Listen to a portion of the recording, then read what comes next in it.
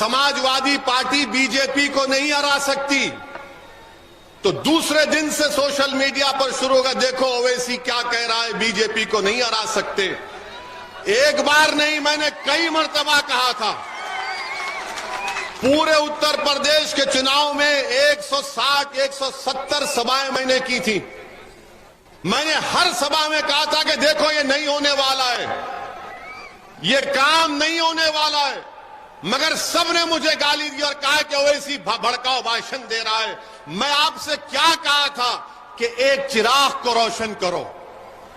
मैंने आपसे कहा था कि अंधेरे में अपने घर में एक चिराग को रोशन करो, उस चिराग से अपने घर के अंधेरे को दूर करो।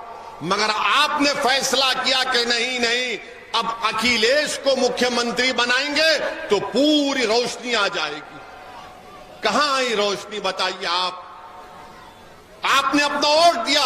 समाजवादी पार्टी की तारीख में मुस्लिम समुदाय ने इतना वोट नहीं दिया था। 85% मुस्लिम समुदाय ने समाजवादी पार्टी को वोट दिया। अब बताइए भैया कहां है?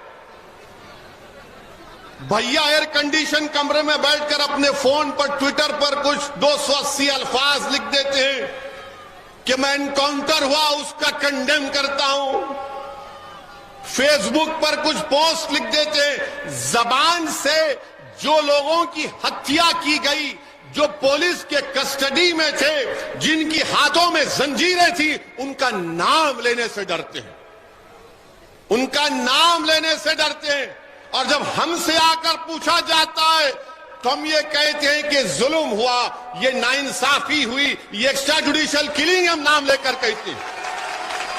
मगर शिकायत आपसे है, शिकायत तो आपसे है कि आपने ऐसे लोगों पर भरोसा किया, आपने इनको वोट दिया, मगर इन्होंने किया उन्होंने कुछ नहीं किया। इसीलिए आपसे कह रहे हैं कि आप अपनी नेता को बनाइए, लीडरशिप को बनाइए। मैं यहां पर अपने आप के लिए नहीं आया हूं और अल्लाह मुझे जब तक भिजाएगा मैं आपके लिए आता रहूंगा। अगर यहां से शहजाद चेयरमैन बनेगा तो यह पहला पैगाम होगा कि अब आपने करवट ली है और आप में शऊर बेदार हो गया। अगर मुरादाबाद से हमारा मेयर मुंतखब होगा तो पूरे उत्तर प्रदेश में जलजला आ जाएगा। नगीना से हमारा चेयरमैन बनेगा तो तमाम ये सेकुलर पार्टियों की नींदें हराम हो जाएंगी कि आखिर हो क्या रहा है। अगर कांड से हमारा चेयरमैन बनेगा तो एक इत्तेहाद की फिजा पैदा होगी।